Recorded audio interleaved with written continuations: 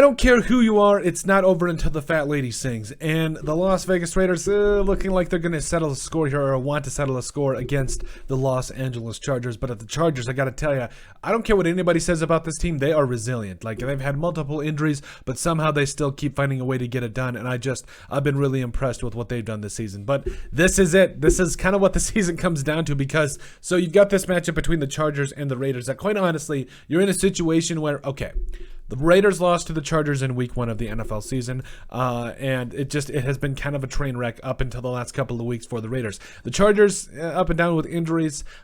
Justin Herbert is still the man. We all know that. At the end of the day, this is it. Like, this is an exciting time to be both a Raiders and a Chargers fan, because you've got the best of both worlds. You've got the biggest matchup potentially of the year, especially with how things are kind of playing out in the AFC West right now. And we'll bring up the standings in just a second. But I think if you are either a fan of either team, you've got to be really excited about how this thing is shaping up, because you got the Chiefs that are looking like they are, they're the Chiefs. They're with Patrick Mahomes and everybody, they always look tough. At 9-2 right now. Then you got the Chargers at 6-5. The Raiders on a 2-game winning streak, and everything is looking for grand dandy there, and then you got the Broncos. Well, that's probably a conversation for another day, but overall, yes, you've got 3 of the top teams in the AFC West right now, all kind of technically in the race here. Like the Raiders, I know it might be a stretch here, but they could legitimately still go 10-7 and find a way into the playoffs, and the Chargers still are right there as well. So I think this is a very interesting thing to see both of these teams still kind of in it and playing at high levels right now. And again, yes, the Chiefs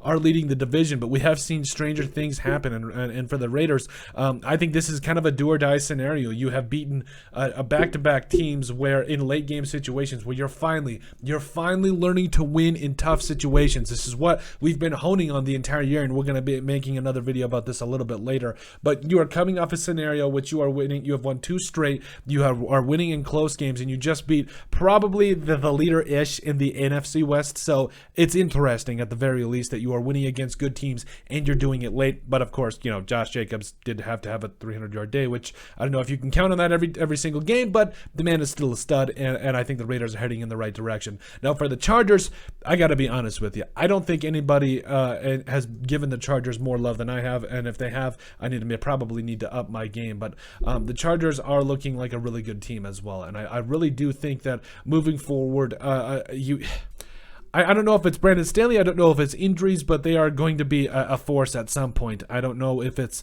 going to be another year or two down the road. Honestly, I thought it was going to be this year, but it is what it is at this point. But overall, you take down the Cardinals in kind of interesting fashion, and we'll bring it up here just to kind of show you things. But you squeak out a win here, especially against a good team in the Arizona Cardinals. Justin Herbert looking like every bit of that franchise quarterback that we talked about. 35 of 47, 274 and 3, and no interceptions. You just really love where this team is heading. And then also DeAndre Carter, 7 catches, 73 yards, and a touchdown. Austin Eckler had himself 80 total yards and a touchdown. Then you got Josh Palmer, who continues to look like a stud. Nobody believed me, but yes, he's finally continuing to get it done and doing his thing there. And then Keenan Allen was back as well. So, you got 2 teams coming off a win. You got 2 teams that are vying for potential AFC West playoff spots, and this is going to be interesting. This is huge for both teams. This is a do-or-die scenario for the Raiders. This is a, hey, we got to have it type situation for the Chargers. Even if they lose it, there's still a little bit of pressure, but, you get that tiebreaker over the Raiders as well, and plus if you have a better record, it's over anyway, baby. So this is a game to watch. Probably should have put this as the game of the week, but this is going to be a fun game, watching both teams really vying for potential playoff spots, and also, breaking rights. That also goes a long way for it too. But let us know what you guys think. Make sure you guys like and subscribe down below. Leave a like and a comment. It helps people find the show. We greatly appreciate all the support that we've gotten and continue to get. You guys are all truthfully awesome, and we love every single one of you. Down in the description below, you'll find all of our social media platforms, so give us a like and a follow there. Also, remember to give us a listen and sub on iTunes. And finally, if you have anything else you'd like us to cover, let us know what you guys think.